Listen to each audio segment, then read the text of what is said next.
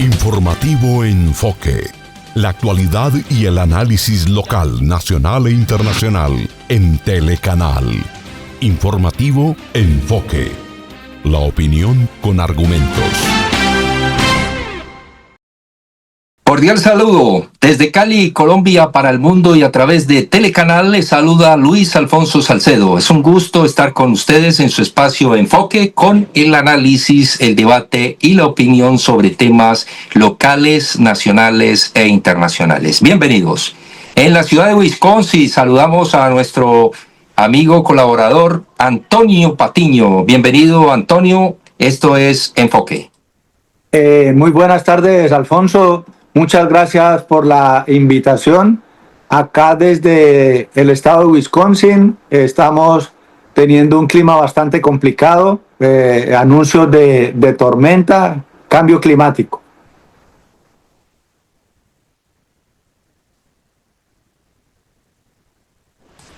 Muy bien, desde la ciudad de Cali, nuestro amigo también colaborador, abogado, defensor de derechos humanos, consultor, politólogo, el amigo Dícter Zúñiga. Bienvenido, Dícter.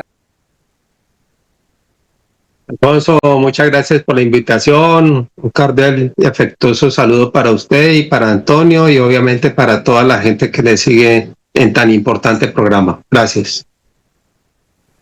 Bueno, vamos a iniciar con temas de actualidad y el tema de actualidad tiene que ver con la desobediencia civil. Muchos colombianos se han preguntado por qué esperar a que el doctor Iván Cepeda se pronuncie y que dé un ultimátum sobre esta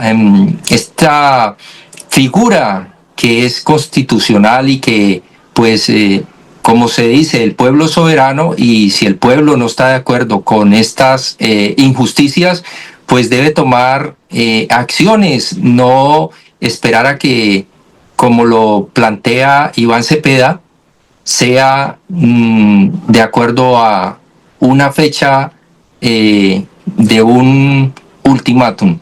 Vamos a iniciar con el doctor Dícter Zúñiga, quien además quiere hacer pedagogía sobre este tema en particular. Bienvenido, doctor Dícter. Muchas gracias, Alfonso, por la posibilidad de interactuar con su público frente a este tema que me parece de la suma importancia, porque es que esta figura de la desobediencia civil, todo el mundo cree que es algo pues sacado de la manga, traído de los cabellos, por parte de alguien que, entre comillas, dicen está resentido por haber perdido supuestamente unas elecciones. Y la verdad que no se trata de nada de eso. O sea, esta figura de la desobediencia civil es algo que fue trabajado e impulsado desde los Estados Unidos, allá del estado de Massachusetts, en Concord, por Henry David Thoreau, un filósofo, ambientalista, escritor, poeta, agrimensor, que se preguntaba como ciudadano, si él como ciudadano tenía que, o sea, podía hacer resistencia a un gobierno que él no reconocía y no apoyaba, no por capricho, sino por estar, dijéramos, destinando su administración a promover una guerra con México, a mantener a gente en situación de esclavitud y cosas similares, o sea, situaciones injustas, mejor dicho. Entonces él tomó la decisión de decir, no, yo no voy a pagar impuestos para mantener un Estado o un gobierno que está destinando los recursos para hacer guerra, para apropiarse ilegal, injustamente de territorios que no nos corresponden y a mantener la esclavitud en nuestro país. Y esa fue, y él hace toda una teorización sobre eso que tiene que ver con tener, digamos, una moral clara, unos principios éticos, una conciencia social, etcétera, que lo llevan a voluntariamente decir, yo no voy más con este gobierno, yo no voy a patrocinar más y me sujeto a las consecuencias que ello implica. ¿Y cuáles fueron las consecuencias? Pues ir a parar a la cárcel. Ir a parar a la cárcel y entonces uno asumir lo que implica estar en la cárcel, así como después lo harían personajes como Gandhi en la India, y bueno, y otros personajes inclusive en los mismos Estados Unidos. Dime. Ahí es donde está, se denomina preso político, ¿no? Sí, es un preso político, si se quiere, porque realmente es una persona que está tomando decisiones, por un lado, son públicas, no son soterradas, no son conspiraciones, no tienen nada que ver, se hace de manera voluntaria, se hace abiertamente, se hace de manera inclusive argumentada y con conciencia social. Se hace en contra de una política y por lo tanto inclusive se asumen las consecuencias que ello trae. Por ejemplo, que si dicen que es que porque yo no pago impuestos me voy a ir a parar y voy a ir a quedar detenido en una cárcel, pues listo, lo asumo. Eso es, y eso después fue avanzando y de ahí tomó, por ejemplo, el caso de Luther King, que es antecedido por un evento con una mujer negra que venía de trabajar muy cansada ante unos puestos que estaban vacíos en un bus. Hubo 4 mujeres que se sentaron en esos puestos y el chofer del bus, que se creyó autoridad, fue a decirles que es que tenían que levantar de esos puestos porque eso no era para los negros o las negras y eso era destinado para los blancos. Ella dijo, las otras 3 mujeres se levantaron, ella se quedó ahí y dijo, yo de aquí no me muevo, yo vengo cansada. Y resulta que eso que implicó que entonces el señor paró, llamó a la policía y se la llevaron y de ahí surgió posteriormente inclusive toda una movilización que duró casi un año, más de un año, en que la gente decidió no abordar los buses, irse en bicicleta, irse todos en vehículos, bueno, y eso creó un boicot. Y fue pacífico, fue una manifestación clara, y bueno, son cosas como esas. Entonces ahora lo traigo. Permítame, doctor Víctor, porque yo me acuerdo de todo eso y se me vienen las lágrimas. La verdad es que esa segregación racial, como si fueran animales, los negros donde se tenían que sentar allá al rincón, bien apartados, y ellos eran los que más utilizaban los buses. Así fue que el paro que hicieron ellos en contra de esos buses, pues más los afectó porque la gran mayoría, ellos eran los que no tenían carro. Pero sí, le quería decir que siempre estas desobediencias civiles es porque hay abusos de autoridad. Es el caso que usted lo va a exponer también de lo que pasó con Lumumba, donde la gente vestía muy mal, esos zapatos rotos, los niños yendo a la escuela con vestidos rotos, bueno, una cantidad, mientras se llevaban el cobre, se llevaban los minerales que eran los mismos con los que fabricaban las bombas para Hiroshima. Ahí le dejo para que usted amplíe, porque esto está muy interesante, esto de la desobediencia civil, pues es por lo que siempre va a ser injusticia social.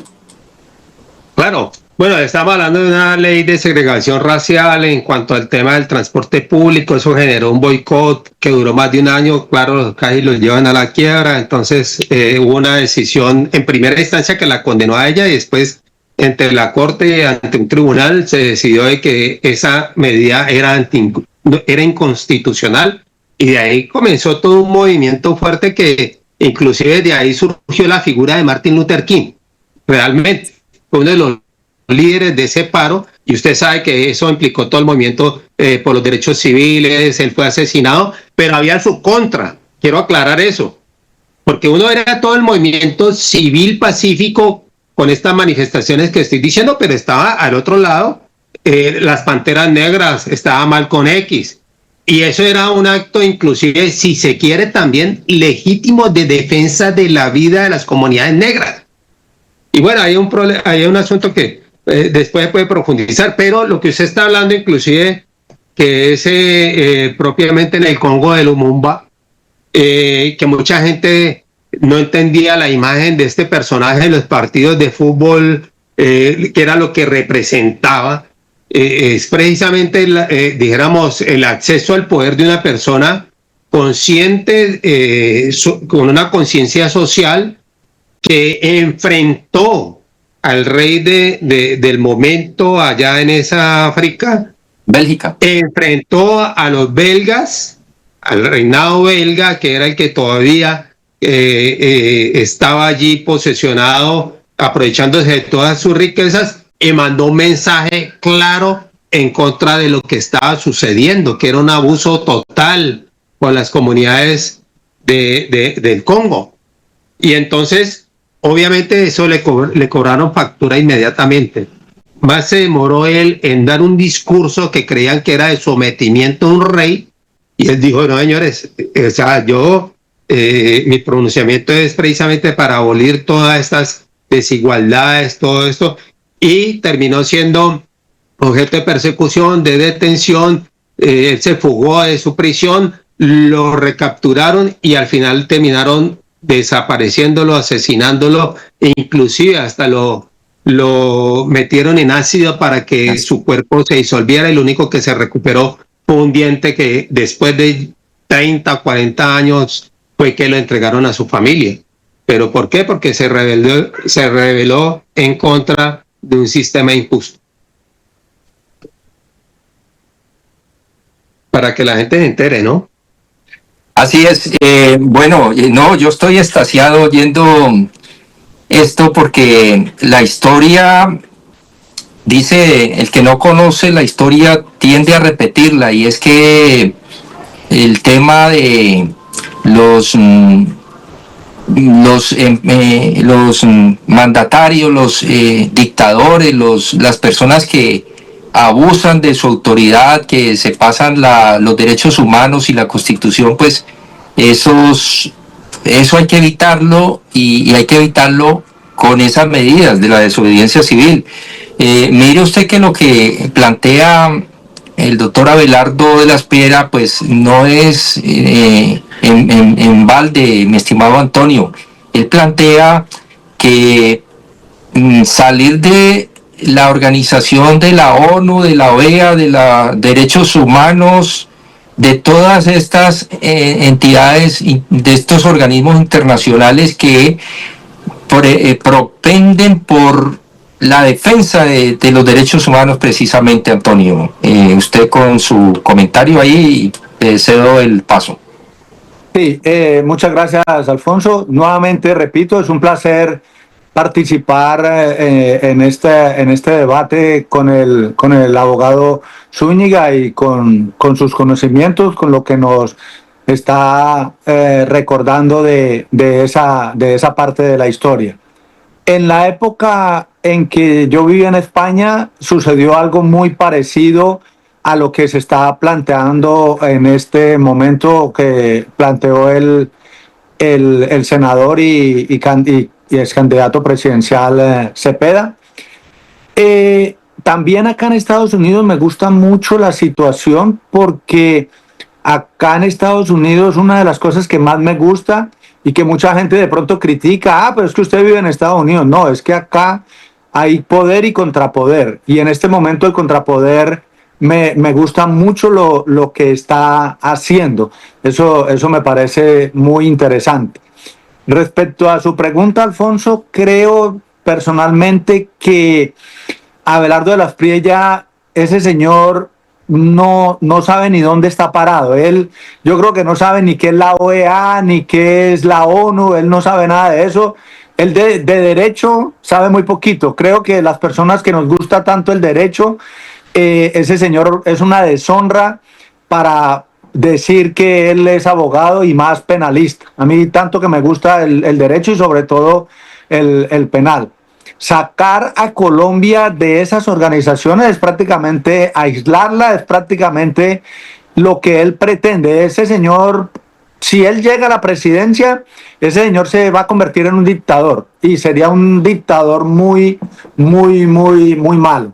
Sería algo muy malo para Colombia, Entonces vamos a ver qué sucede. Yo sigo teniendo la esperanza que ese señor no se va a posesionar, que antes de eso se van a pronunciar los altos magistrados y se va a pronunciar el Consejo de Estado, porque hay dos demandas, ya no solamente es lo que demandó Iván Cepeda, sino lo que demandó otra persona que fue exmagistrado, que perteneció al Consejo. Entonces me parece muy importante. Luis Guillermo Pérez, me parece muy interesante la denuncia que él ha hecho, los puntos muy bien argumentados. Entonces vamos a ver qué pasa.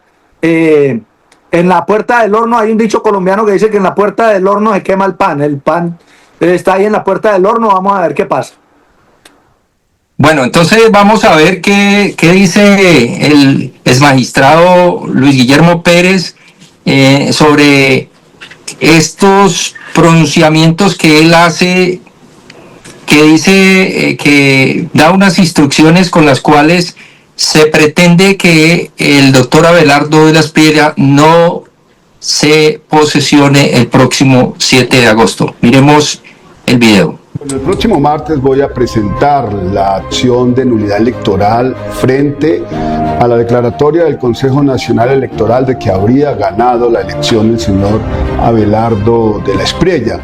Y por lo tanto les pido a ustedes, a los cientos de miles de ciudadanos, ojalá millones, que quieran respaldar esta solicitud ante el Consejo de Estado, que firmen aquí abajo en este documento, agreguen allí sus firmas auténticas, por favor, con su número de cédula, que se puedan verificar.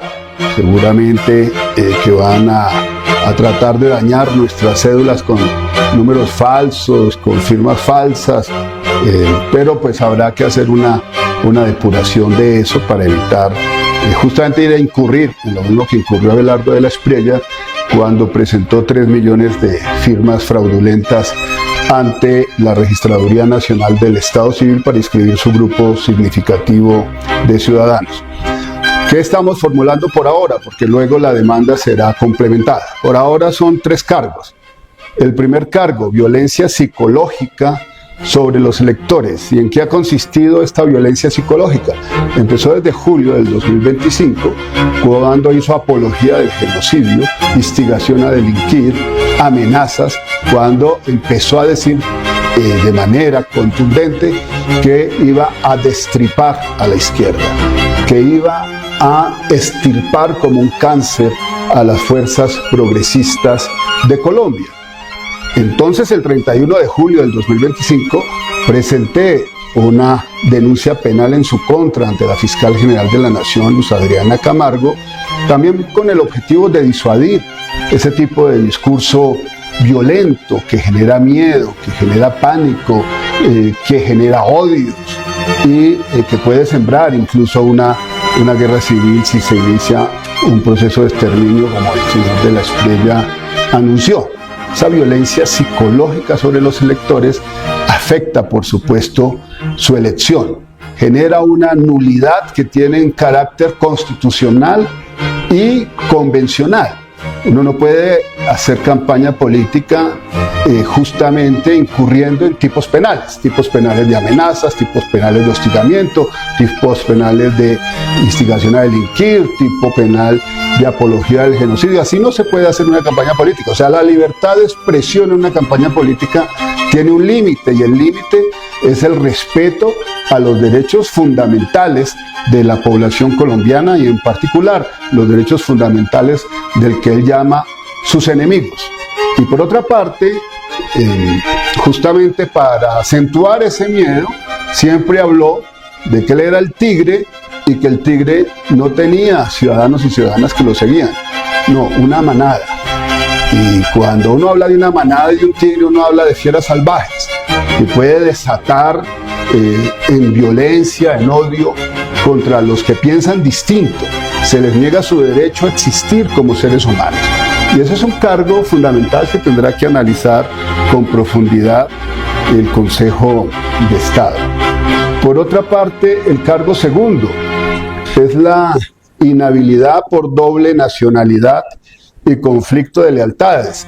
Yo ya había solicitado la nulidad de la inscripción de Abelardo de la Espriella a la presidencia de la República, justamente por la incompatibilidad que existe entre ser ciudadano estadounidense, haber financiado al Partido Republicano como él mismo lo aceptó desde el año 2018, haber financiado campañas de congresistas republicanos en los Estados Unidos, haber votado por Donald Trump en las elecciones de los Estados Unidos, haber jurado en el 2023, cuando asumió la ciudadanía gringa, que él respetaría la Constitución de los Estados Unidos, las leyes de los Estados Unidos, que él incluso se incorporaría en las reservas de las Fuerzas Armadas de los Estados Unidos si fuese llamado en caso de guerra exterior, pero también juró al mismo tiempo que no le sería leal a ningún tercer estado, incluyendo a su estado de origen, Colombia.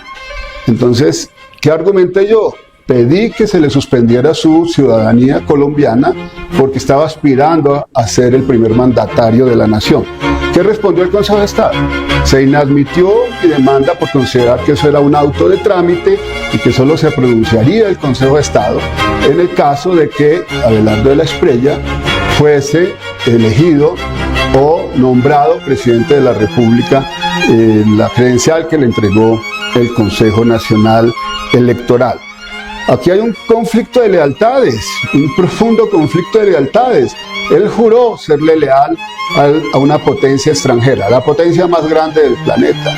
Y es inadmisible entonces que ahora va a jurarle lealtad a la Constitución, a las leyes de Colombia, va a ser jefe de Estado, va a ser jefe de gobierno, va a ser suprema autoridad administrativa, va a ser comandante y jefe de las Fuerzas Armadas, cuando es súbdito de una potencia extranjera, y más en relación con el señor Trump, con Marco Rubio, y también esas denuncias que se han hecho públicas de 11 congresistas demócratas en los Estados Unidos que señalan un posible lavado de activos en los que habría incurrido el señor Abelardo de la Espriella y que tendrían que investigar las autoridades judiciales norteamericanas.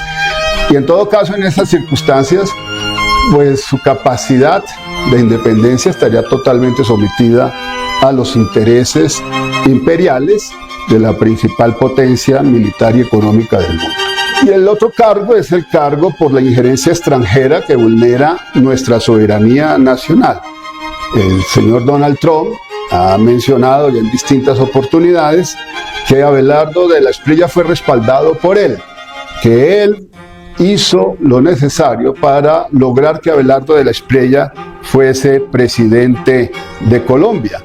Y el propio Abelardo ha dicho que él va a ser el primer presidente republicano de Colombia. Republicano en el sentido de pertenecer al Partido Republicano de los Estados Unidos. Así que, insisto, aquí hay una violación flagrante de nuestra soberanía nacional. Tenemos los artículos 2, 9, 101, 103 y 258 de la Constitución que consagran nuestra soberanía, la independencia del Estado y el derecho al sufragio libre sin coacción ni violencia. El artículo 275 del CEPACA, que desarrolla las garantías estableciendo causas objetivas de nulidad cuando se afecta la pureza del proceso electoral. Así que por esas razones, por la violencia psicológica durante su campaña, que no raya, que realmente se puede demostrar sencillamente leyendo todas sus intervenciones, incurrió en posibles acciones de naturaleza penal que tienen que ser investigadas por la Fiscalía General de la Nación. La violencia psicológica, las amenazas de muerte, la instigación a delinquir, el hostigamiento y finalmente también la apología del genocidio. Ahora, en segundo lugar, resumo la inhabilidad por doble nacionalidad, que aunque no esté contemplada específicamente en un artículo de la Carta Política, pues se infiere, así como hoy un miembro de la carrera diplomática no puede tener doble nacionalidad para evitar cualquier conflicto de interés, pues con mayor razón el jefe de Estado no podría tenerla cuando ha jurado lealtad a una potencia extranjera. Y insistir, nosotros tenemos que defender la soberanía y autodeterminación de nuestro pueblo y protegernos frente a una coacción exterior como la que hemos tenido por parte del gobierno de los Estados Unidos. La soberanía de autodeterminación de los pueblos no es una aspiración, es un derecho de la población colombiana, es un derecho de los pueblos. Está por eso consagrado en la Carta de Derechos Civiles y Políticos de las Naciones Unidas, como en la Convención Americana de Derechos Humanos, y hace parte de nuestra Constitución Política, también de nuestro bloque de constitucionalidad. Así que les invito, ojalá firmen masivamente esta acción de nulidad electoral para que podamos pedirle al Consejo de Estado también una medida cautelar, que es, y voy a insistir en ello, una medida cautelar donde el Consejo de Estado decrete la suspensión provisional del acto administrativo que declaró la elección de Abelardo Gabriel de la Espriella Otero como presidente de la República. Y segundo, ordenar que no se realice la ceremonia de posesión del 7 de agosto de 2026, ni se reconozcan las prerrogativas del cargo mientras se resuelve el proceso ante el Consejo de Estado. Bueno, esos son los elementos centrales de la medida provisional que esperamos que ustedes puedan respaldar masivamente. Sí, señor. Lo ha dicho todo el doctor Luis Guillermo Pérez, mi estimado doctor Dichter. ¿Usted qué opina? No, pues yo obviamente considero que le asiste completa razón frente a los argumentos que ha expuesto, que en cierta forma aquí por este medio y en otros se ha denunciado, porque cómo se puede considerar legítima que, ojo, que lo legítimo no es lo legal, porque lo legal es estar uno sujeto a unas leyes, pero esas leyes inclusive pueden ser ilegítimas, porque provienen de componendas, de la compra de los congresistas, etcétera, y además que van en contravía muchas veces de la Constitución. Entonces, lo legítimo tiene que ver con algo que se haya hecho de manera transparente y abiertamente cumpliendo los requisitos de la ley. Entonces, este tema de la violencia psicológica es un tema importante porque pudo haber incidido abiertamente en el electorado. Recuerde usted que en Medellín hay un tal Andrés Guri Rodríguez, que es concejal, que se anda paseando como cavernícola con un bate y anda acompañado de otros cavernícolas que andan con bate, infundiendo miedo y temor a la oposición. Bajo ese ambiente fue que hubo elecciones en Antioquia y en Medellín y en otras partes. Aquí tenemos a alguien que no anda con bate. Aquí ya hay un Jaime Arizabaleta organizando jóvenes también para que reaccionen de esa manera, y lo mismo ha hecho en cierta forma el señor Julián Andrés Escobar, concejal de Cali, intimidando a la gente en determinados puntos, en especial el punto de PR, donde está el puño de la resistencia, un punto ya... Ese no anda a combate, ese anda con revólver, ese no anda a combate. Sí, no, ese anda con revólver, inclusive haciendo mal uso de los elementos que se le han entregado a través de la unidad de protección, etcétera. Ahora, está también el tema de la incompatibilidad, porque es evidente. Por eso le digo, una cosa es la legalidad y otra cosa es la legitimidad. Aquí mismo lo ha dicho Luis Guillermo Pérez. O sea, puede ser que eso no lo inhabilite para participar de una contienda electoral, pero ya es otra cosa, sigue siendo elegido, persiste en conservar esa doble ciudadanía, siendo que allá tiene que prácticamente apurar de su patria original y decir, bueno, qué pena con ustedes, pero yo me rijo es por las leyes de Estados Unidos, mi lealtad es con Estados Unidos, e inclusive lo que ha venido diciendo, y es que todos los casos le va a decir a papá Trump, venga, es que mire que acá se me está presentando esto, o lo que aquí sucede, entonces voy y lo denuncio allá para que es que allá lo investiguen. Eso no le cabe en la cabeza a nadie. O sea, ahí ya hay una incompatibilidad. Y eso que el señor Luis Guillermo Pérez no trató el tema que sí lo trató Cepeda, y es que necesitamos definir si este personaje siniestro en mi concepto es o no un agente de la DEA, de la CIA o del FBI, porque todo indicaría que algo tiene que ver. Y además con el tema pues de esa fortuna que tiene allá, que tanto ostenta, que está siendo cuestionada como posible lavado de activos, además de que hay unas empresas que son fantasmas y eso es grave en Estados Unidos. Y por último, obviamente la injerencia extranjera, la violación de la soberanía nacional. Y la soberanía no es otra cosa que el poder que tiene un Estado, pueblo o nación para gobernarse a sí mismo y tomar sus propias decisiones en su propio territorio. Y resulta que esta persona prácticamente nos está poniendo a merced de lo que se resuelva en Estados Unidos, entre otras cosas por sus acciones. Una persona que es activo militante del Partido Republicano, que ha votado allá por determinados presidentes y viene acá. Pues ahora, ojalá la medida cautelar que está incoando el señor Luis Guillermo Pérez funcione. Porque aquí hay una cosita, y para terminar, qué pena con usted si me extendí, y es que aquí ha operado, antes era el laissez-faire, laissez-passer. ¿Qué es eso? Dejar hacer y dejar pasar. Todas las dejaban hacer, todas las dejaban pasar. Eso no habían fraudes, eso, todas las campañas estaban dentro de los límites, no pasaba absolutamente nada. Porque se le creía a los medios. No. Lo que decían los medios de comunicación era la ley de Dios, pero ahora ya la gente despertó a través de las redes. Claro, pero es que la connivencia entre los órganos de control y todo ese sistema corrupto. En cambio, ahorita ya resulta que no dejan ni pasar ni una.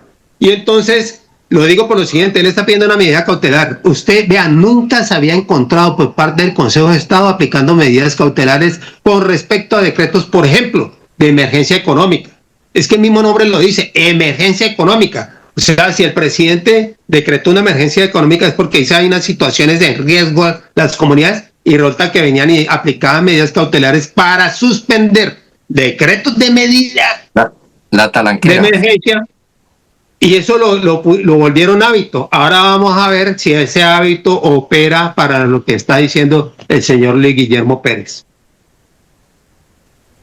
Bueno, a propósito, doctor Dichter, usted nos trae un mensaje en su camiseta. A ver, explíquele a los televidentes cuál es el mensaje. No, mi estimado, es que yo, como abogado y defensor de derechos humanos, la verdad es que, y que estudia la historia y le gusta hacer memoria, pues yo he tenido la oportunidad de viajar muchas veces a Estados Unidos y con mis hermanas recorro todos esos estados del sudeste, del este de Estados Unidos, pero me fascina que me lleven a lugares importantes para la causa que uno defiende. Y en el último viaje, casualmente ahora en noviembre, fuimos a Concord, a Massachusetts, que es donde vivía Henry David Thoreau, que es el padre prácticamente de la desobediencia civil. Es una persona que él decía, simplificad. O sea, la vida hay que simplificarla, porque la complejizamos, inclusive esa complejidad implica un consumismo desmedido que va en contra de la naturaleza. Él era naturalista, era una persona que se decidió tomar un tiempo para en un lago estudiar toda su naturaleza, convivir con la naturaleza, y vivía en un espacio supremamente reducido, una cama, una mesa y 2 o 3 sillas, una para él, otra para la visita y la tercera era para hacer sociedad. O sea, era una persona que simplifica, y este personaje es el que inspira todo el movimiento de la desobediencia civil en Estados Unidos. Aquí estoy. Es una lectura que ya venía haciendo desde mi época de universitario, hace más de 30 años, y entonces recientemente, y esta camiseta que ven aquí, pues me la traje ahorita, no hace mucho, de Estados Unidos. Muy bien. Estados Unidos produce grandes pensadores, lo que pasa es que el mismo sistema se encarga de ocultarlos.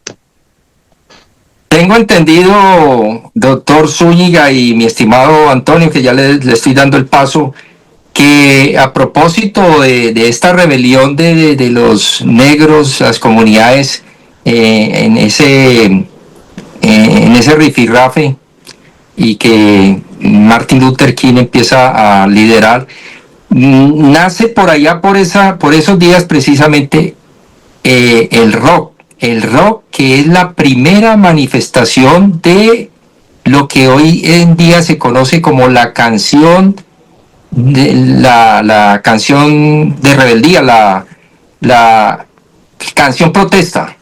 La canción protesta. La primera, en la historia que yo estoy leyendo de la música, las primeras canciones de protesta fueron de los negros en el rock. Ahí está, mi estimado Antonio.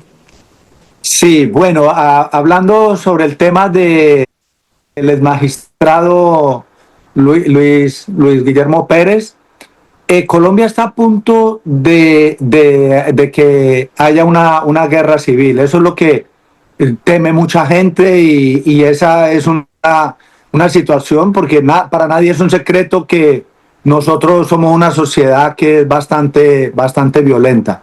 Entonces, ahora que se está hablando de lo que dijo Iván Cepeda y lo que está diciendo el magistrado, entonces ojalá no lleguemos a ese punto, ojalá que el pueblo no vaya a llegar a esa situación tan complicada. Está dentro de las posibilidades, ojalá, repito, que todo se haga de una manera pacífica. Planteo, por ejemplo, algo que podría llegar a suceder.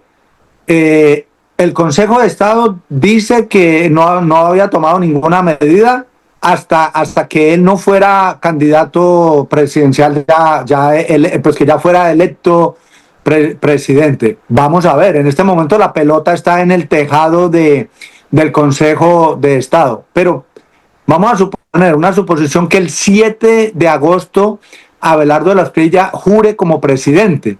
Él ahí estaría cometiendo perjurio, porque si él le jura a Colombia lealtad, entonces estaría violando una ley de acá de Estados Unidos. No podemos olvidar que acá en Estados Unidos hay unos congresistas que lo están mirando con lupa, y esos congresistas lo tienen demandado a él como persona, lo tienen demandado por delitos muy graves, que fue lo que habíamos comentado antes, pero como presidente también lo pueden demandar por delitos muy graves, como por ejemplo ese delito. Entonces pueden suceder muchas cosas. Y respecto a lo que comentabas ahora, Fonse, acá en Estados Unidos, repito, no me cansaré de repetir que acá hay gente que hace respetar mucho los derechos humanos, hay gente que se basa mucho en el tema de la ley.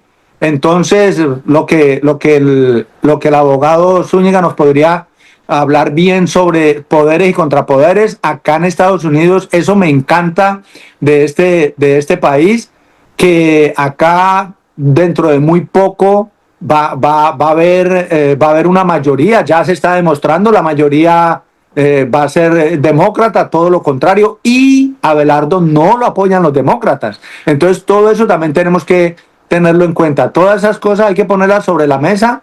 A mí me encantaría, repito, Dios no lo quiera, que vaya a haber una guerra civil en Colombia, que todo lo que se haga en paz, todas las manifestaciones que las hagamos en paz. Aprender, por ejemplo, de Gandhi, cuando él hizo una marchas que eran totalmente en silencio y en paz, ojalá. Pero es que, repito, el pueblo colombiano está que explota y ojalá que no vaya a haber derramamiento de sangre, porque ahora la parte de Abelardo ya están diciendo que los violentos somos nosotros. O sea, ellos que dijeron que nos iban a destripar, ahora están diciendo que no, que es que los violentos somos nosotros. O sea, que ellos nos quieren destripar, y si nosotros decimos algo, como lo dijo Cepeda y lo han dicho muchas personas, entonces ahora los violentos somos nosotros. No, ellos siempre quieren tirar la piedra y esconder la mano, y no creo que es así la manera que se debe actuar. Antonio, digo... Sí, no, me parece importante los apuntes que acaba de hacer mi estimado compañero de panel, Antonio. Pero usted habló un poquitico discúlpeme ahí, que porque usted me tocó una fibra ahorita hablando del rock. Primero que todo, el rock bebe del blues y del jazz. El blues es ese ritmo melancólico de las comunidades negras que rememoran, o sea, su patria original que es África, y en esas plantaciones de algodón con esas voces estentorias cantando lo que realmente estaban haciendo era comunicándose unos a otros. Y después viene pues una evolución más urbana que tiene que ver con el jazz, y obviamente después desemboca en el rock, que el rock, que usted está diciendo el rock, realmente sí es contestatario. Después viene una música mucho más suave, y ante inclusive esa música más suave, que es esa propia americana, que habla de su cultura, del consumo, algo romántica y todo eso, por ahí aparece también en el escenario lo que tiene que ver con el hip hop, ¿no?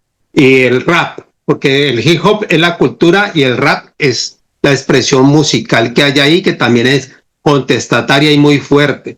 Entonces también son formas de expresión que, si se quieren, pues apuntan a lo que estamos hablando de la desobediencia civil. Pero lo otro es que en Estados Unidos hay unos movimientos muy fuertes.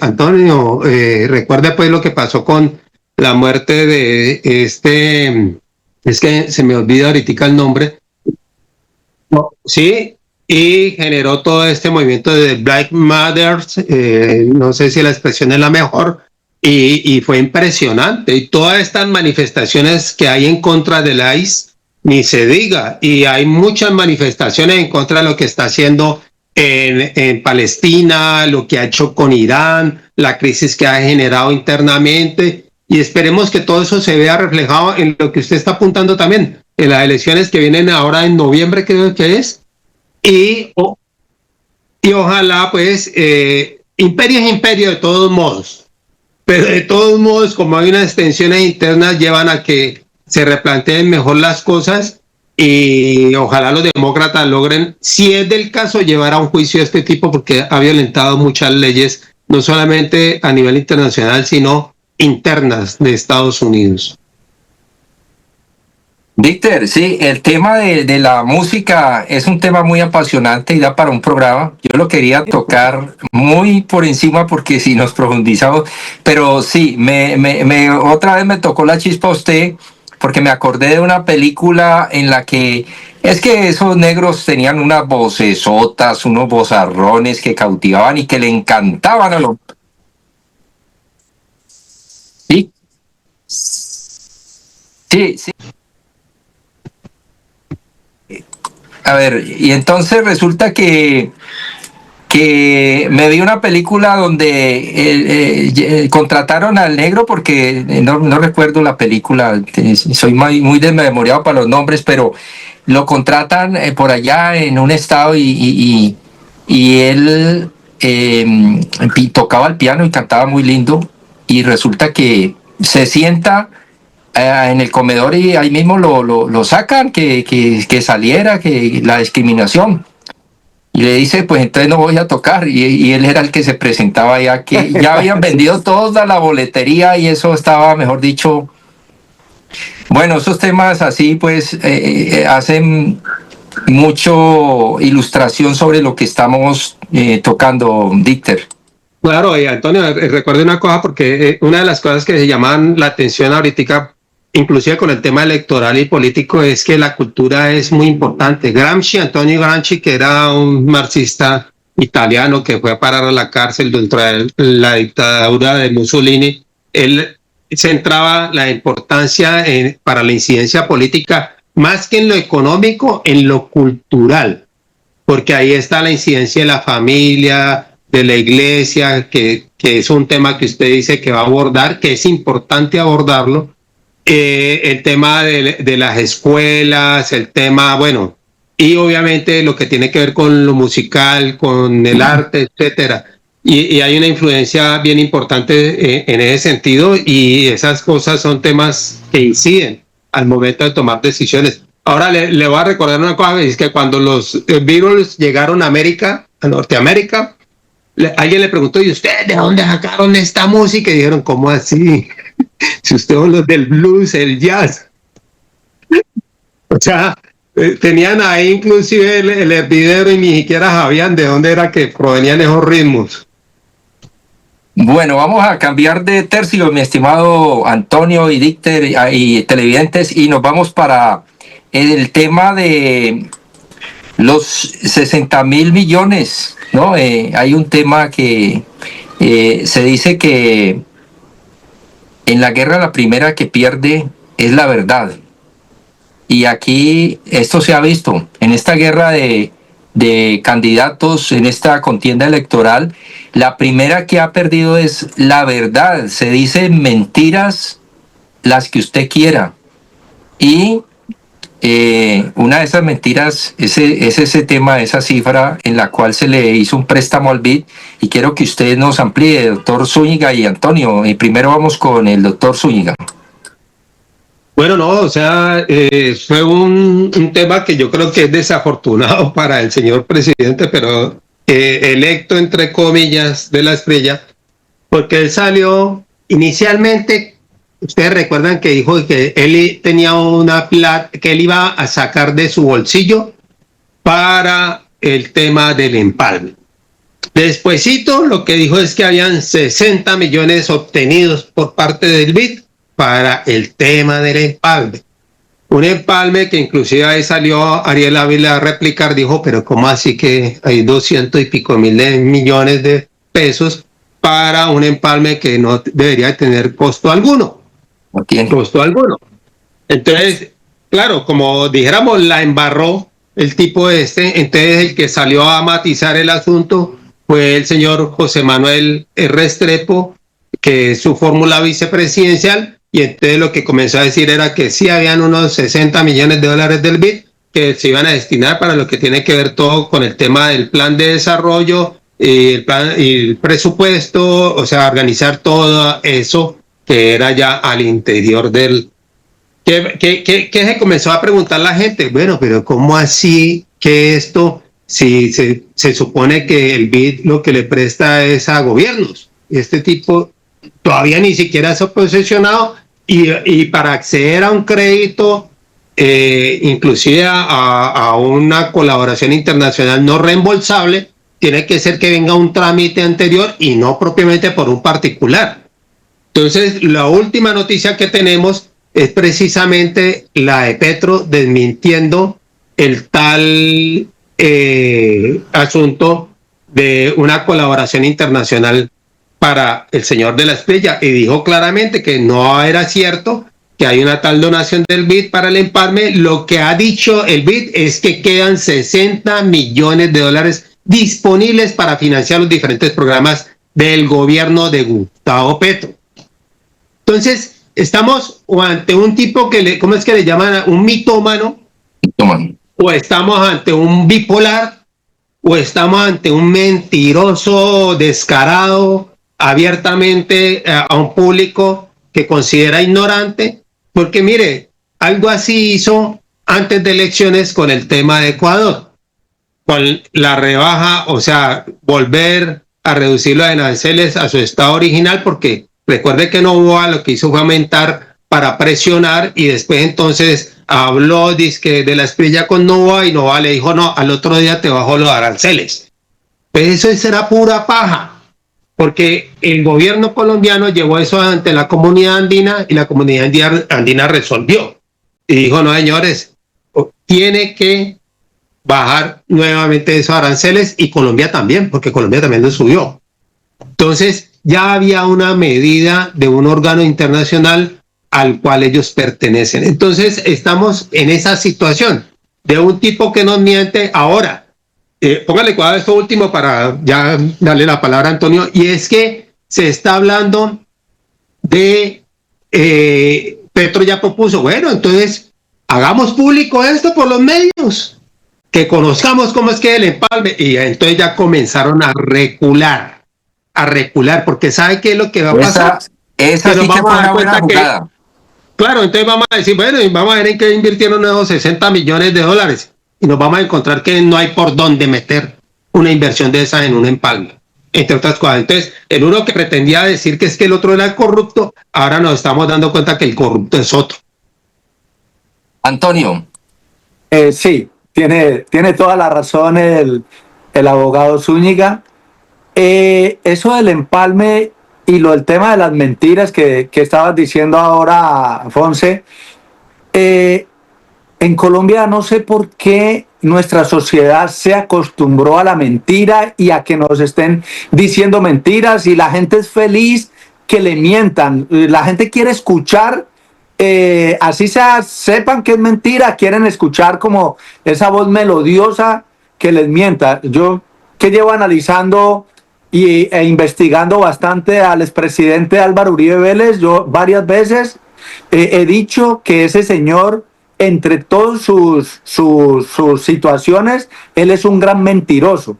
Y Abelardo de las Priella, los calificativos que le estaba dando ahora el abogado Dichter, es que Abelardo de las Priella, además de ser un mentiroso, es un payaso de circo. Entonces, eso es un gran problema para nosotros como sociedad. Una sociedad que yo quiero creer, de verdad, de corazón, quiero creer que los que votaron por él lo hicieron por ignorancia, no lo hicieron porque sabían de verdad quién es él, porque entonces serían cómplices. Yo tengo muchos amigos ahí en la Victoria Valle que votaron, la mayoría votaron por Abelardo de las Priella, y la mayoría de ellos son grandes amigos míos, y yo prefiero creer que ellos lo hicieron por ignorancia y no lo hicieron sabiendo de verdad quién es Abelardo de las Priella. Abelardo de las Priella tiene un historial delincuencial que yo creo que el único que lo supera en Colombia es el mismo Álvaro Uribe Vélez.